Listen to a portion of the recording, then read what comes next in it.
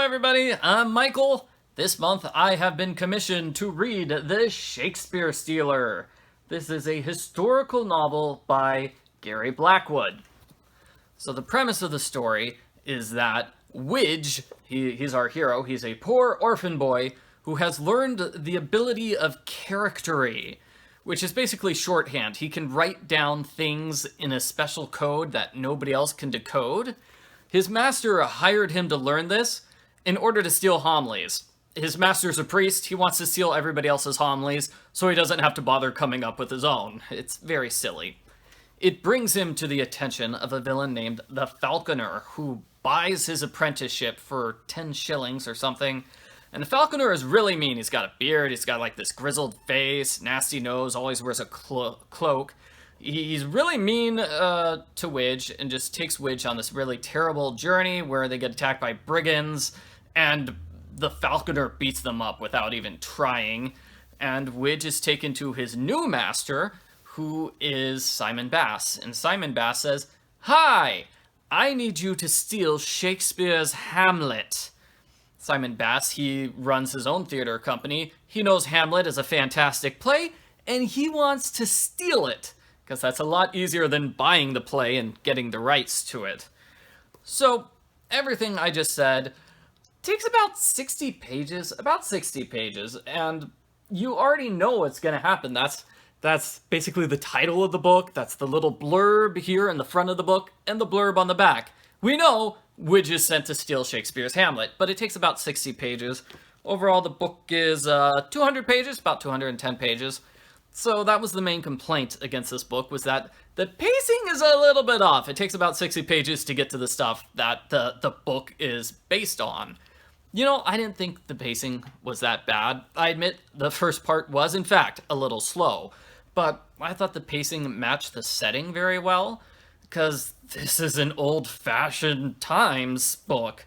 You know how long it takes to get from northern Britain to London? It takes more than a day, because you have to travel on foot or on horseback. So it kind of fits that things are slower in the times of this book. It kind of matches.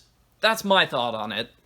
So Widge is sent to the Shakespeare, so he watches the play Hamlet and he copies down as much as he can, but he gets really invested in the play because it's a super interesting play, and he ends up just watching the play instead of taking notes on what the characters are saying.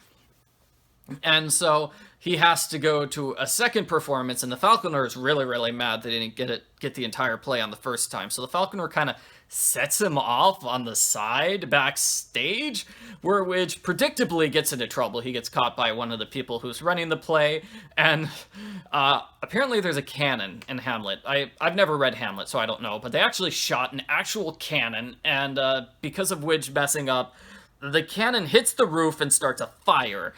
And so there's just a big fire, and Widge's notebook with the entire play gets lost. And more importantly, Widge gets caught by Shakespeare's production group. So he's forced to pretend he wants to be in a play. He wants to become an actor, just like them. And the majority of the book is Widge learning to become an actor. So it's kind of interesting seeing what the theater life was back then, because they've got a group of about 5 different boys, and they have to learn sword play, and they're in charge of the scenery and everything like that. I don't know if you know this, but women weren't allowed to be in plays back then, so they generally had younger boys play the women's roles, because older boys tended to have beards and would look nothing like women. Widge learns a couple of lines, and he's scared to death when he's actually in a play. And, he makes friends with the different people. Like, Julian's a nice guy who's pretty rough, and Sanders is basically his best friend.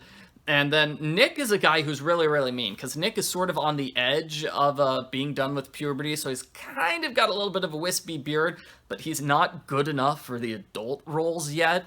And when he does get promoted, he is not ready for it. And he just basically becomes a drunk and a layabout and, misses his plays. Oh, and also, they kind of give cues to the various actors. If you've read Shakespeare, cues are generally rhyming, so whenever there's a bunch of rhymes, that's your cue to show up on stage.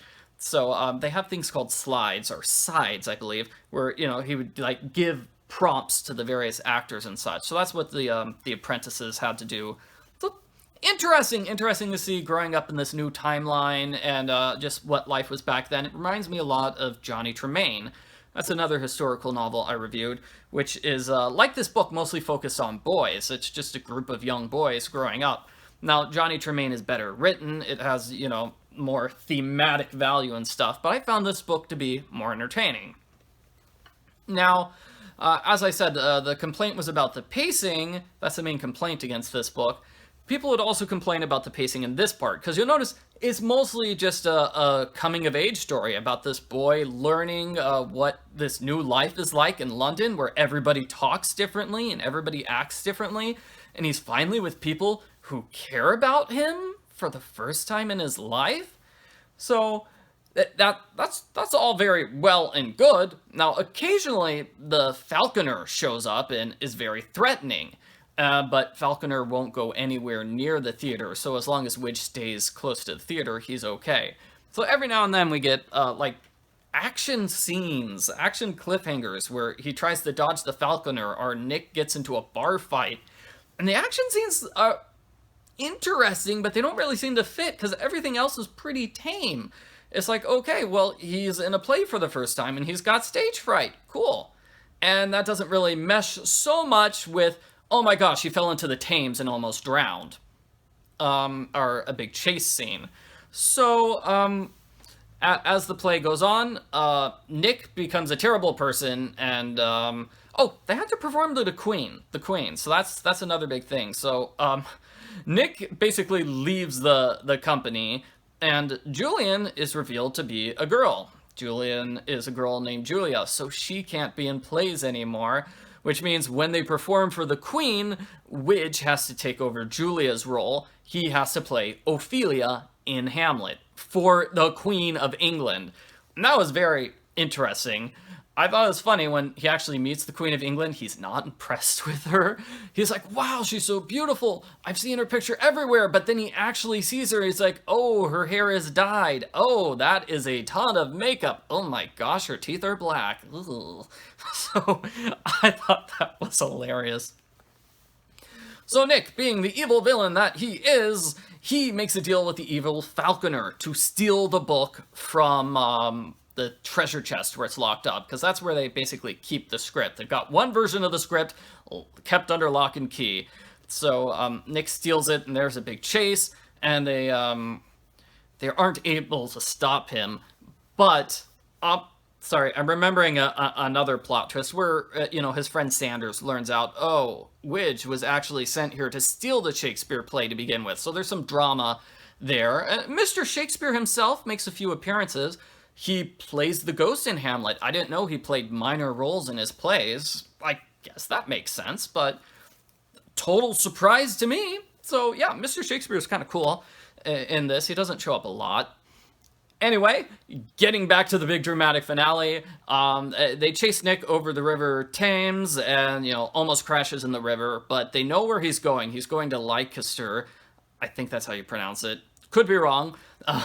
He's going there with the Falconer, to meet with the Falconer. So they head him off at the northern gate, and there's a big sword fight between one of the people in the troupe and the Falconer. And it turns out the Falconer is actually Simon Bass in disguise. So he's been playing the Falconer as a role. Like Mr. Shakespeare, he apparently plays some roles in his plays. And he just decided he would take up the role of this evil, nasty villain. So it's kind of a weird ending, because they were questioning, well, is it actually him playing a role, or is that closer to his real personality, that he's a terrible person? And Widge thinks about this sort of things with, like, the roles we play. Like, he acts differently around his friends than he does around the adults. Is that him playing roles? Could be. Is that him being fake? Maybe. And, you can compare this to the other characters, like Julia pretending to be Julian. Well, that's clearly somebody who's acting in a role and not actually being herself. Or Nick, who, is stuck between the role of adolescence and adulthood. So you could kind of develop those themes and think about that, but I don't think you could go all the way and say, wow, super huge thematic book like Johnny Tremain was. So this book did win some awards. It looks like it won about 4 awards. ALA, Notable Book, NC, CBC. I don't even know these awards. Okay. Smithsonian Magazine Notable Book, Golden Kite Award List, SLJ Best Book of the Year. Yeah, definitely a good book. I could see it winning awards. It didn't win, the big Newbery Award for children's literature, but it was popular enough to get a couple of sequels, and I wouldn't mind reading the sequels. I thought it was a good book. I understand all the complaints about the pacing of the book, and I thought the literary aspects of the book could have been more developed. However, I did find it to be an interesting read. I thought the characters were interesting, and the way they interacted was interesting. I was just very interested in seeing this whole new world of what life was like back then. And the characters, they talk differently. That's one of the big things. Widge is from the country, so he talks differently from everybody else. So that was, it was just interesting. It was just cool. I also thought the dialogue at places was really heavy.